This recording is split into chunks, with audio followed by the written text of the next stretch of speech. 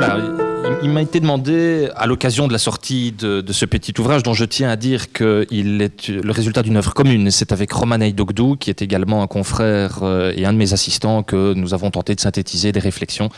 Je profite de l'occasion pour le mettre en évidence et le remercier. C'est quelqu'un de grand talent, sans qui cet ouvrage n'aurait pas été possible. À l'occasion de la sortie de ce livre, M. Renier m'a proposé peut-être de rencontrer certains des membres de ce prestigieux cénacle afin de poser une réflexion, une discussion qui ne consiste pas en une présentation du livre et de son contenu, parce que c'est un ouvrage des plus ennuyeux qui soit, puisque c'est un ouvrage purement juridique, c'est de la pure technique, c'est vraiment, enfin je dis ça devant des confrères qui sont présents, tout est gris, il n'y a que des sueurs et des larmes dans l'ouvrage. Donc rien de très amusant, mais à cette occasion peut-être y a-t-il place pour des réflexions qui, je l'espère, peuvent susciter un certain intérêt chez vous et chez ceux qui sont impliqués dans la vie des entreprises particulièrement. Même si je n'oublierai pas naturellement ceux qui, autour de la table, ont la même qualité d'avocat que moi par ailleurs. Alors, c'est intéressant parce que je pense qu'il y a moyen de réfléchir à la question et de vous faire part de quelques réflexions au départ de ce qui est un mouvement qui existe maintenant depuis un certain nombre d'années, au départ des États-Unis et dont en Belgique, Madame Vandenberg est une des plus hautes représentantes. C'est tout le mouvement de réflexion et de mise en application de la corporate governance. Ça nous vient des anglo-saxons, ça consiste à réfléchir, comme vous le savez, aux moyens d'optimaliser le fonctionnement des sociétés, aux moyens de rencontrer surtout les conflits d'intérêts qui peuvent exister entre d'une part les actionnaires, majoritaires, minoritaires, voire totalement dispersés, comme c'est le cas, on en parlait à l'instant, dans des pays comme les États-Unis, et d'un autre côté, le management.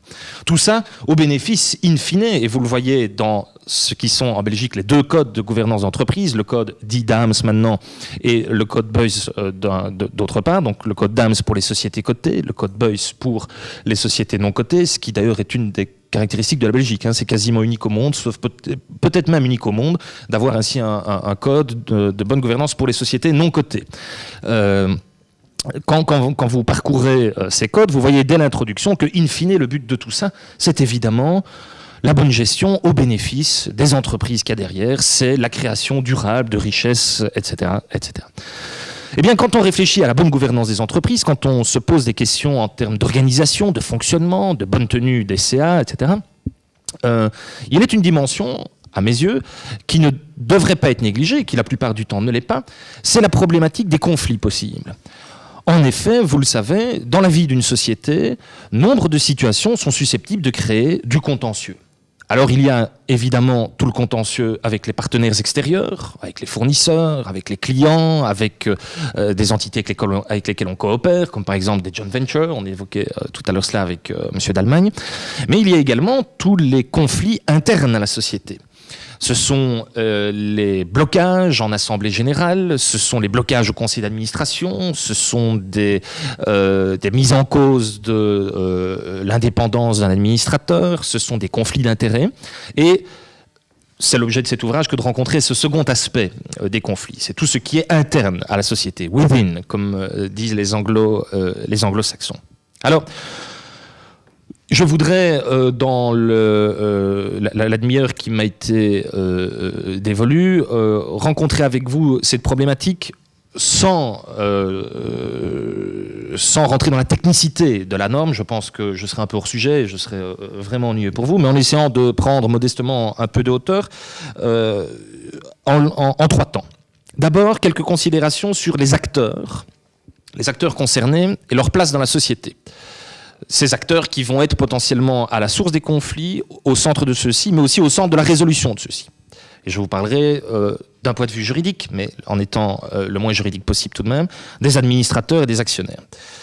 Dans un deuxième temps, je voudrais vous faire part d'une réflexion relative à ce qu'on pourrait appeler la juridicisation de certains codes. On parle beaucoup de bonne gouvernance, on parle aussi de responsabilité sociale des entreprises, tout ça pouvant être source de conflits aussi d'ailleurs, et il y a peut-être des questions qui commencent à naître maintenant chez les juristes, donc devant les tribunaux, relatives à la juridicisation de ces codes. J'y reviendrai. Pour terminer enfin par ce qui est en réalité le cœur de mon propos, à savoir la prévention et la résolution des conflits, que peut-on en dire? Quels sont les grands principes qui gouvernent ça?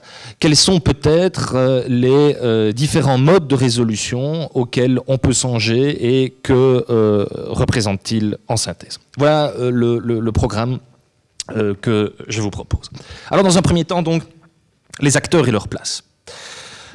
Ce premier et ce second temps, vous le verrez, étant nécessaire pour moi pour construire les réflexions du troisième temps qui est donc mon cœur. Les acteurs et leur place. Eh bien, en droit, puisque c'est au départ de ce que je connais le moins mal que je peux m'exprimer, en droit, cela fait des années qu'on réfléchit à ce qu'est un administrateur, ce qu'est un actionnaire en termes de droits et de devoirs. Je pense qu'on arrive à certains points de consensus très clairs sur les aspects principaux, mais à la marge, il reste tout de même des questions. Pour les administrateurs, ça me semble assez clair. Juridiquement, l'administrateur est, par rapport à sa société, un mandataire qui a pour mission, qui a pour fonction de rechercher la satisfaction de l'intérêt de la société, de ce qu'on appelle en droit l'intérêt social. C'est ce qui signifie, par exemple, qu'un administrateur, même si on n'a rien prévu dans un contrat, d'office, est soumis à ce qu'on appelle une obligation de non-concurrence vis-à-vis de sa propre société. C'est assez clair. Au conseil d'administration, quand il vient, il ne peut pas prendre en compte ses intérêts personnels, faut-il le dire, mais il ne peut même pas non plus, alors je sais que là on est entre la théorie et la pratique, mais d'un point de vue juridique, il n'a pas non plus à se faire le représentant d'un groupe d'actionnaires. Il n'est pas le représentant de l'actionnaire majoritaire, par exemple, qu'il a nommé, même si on sait qu'il y a des contacts, même si on sait qu'il doit prendre en compte ce qui aura été dit, le réfléchir, mais si, comme ça m'est arrivé un jour, un administrateur d'une société publique importante, qui était là pour des raisons politiques, ce qui était tout à fait légitime par rapport à la représentation au CA, me téléphone la veille d'un conseil d'administration en disant, voilà, mon parti m'a dit qu'ici, il fallait voter ceci, j'ai reçu hier 250 pages de documents pour le conseil d'administration de demain, je n'ai même pas le temps matériel d'en prendre connaissance, je n'ai pas la connaissance technique, et en plus, instinctivement, je pense qu'il y a un problème. Suis-je couvert par le fait que mon parti m'a dit « tu dois voter cela » et que j'ai donc une instruction? La réponse est non. Non. Et il était un peu étonné, il me disait « mais tu sais Olivier, si je vote non demain, le surlendemain, je ne suis plus administrateur ». Mais j'ai dit « oui, je sais bien, ça, je ne suis pas naïf, mais administrateur ».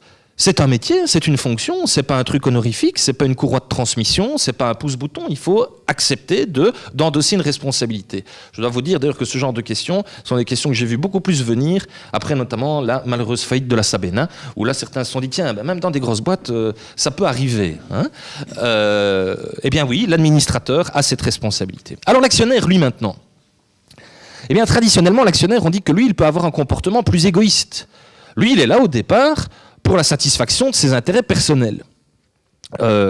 Intérêts qui se traduisent dans l'action par des droits politiques, c'est le droit de vote, et des droits économiques, c'est le droit aux dividendes, pour faire extrêmement bref et extrêmement caricatural. Et on dit, ben, en gros, il peut voter comme il veut.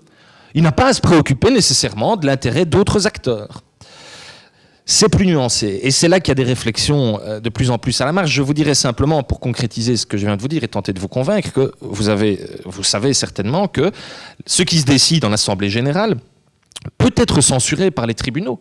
On peut annuler, par exemple, le résultat d'un vote en disant « oui, vous pouvez normalement voter comme vous voulez, mais ici, ce que vous avez fait est constitutif d'un abus de majorité, par exemple, ou bien d'un abus de minorité. » Ce qui veut dire que d'une certaine manière, en réalité, et ça c'est une des thèses que nous soutenons dans l'ouvrage, nous soutenons que les actionnaires aussi doivent prendre en compte l'intérêt social.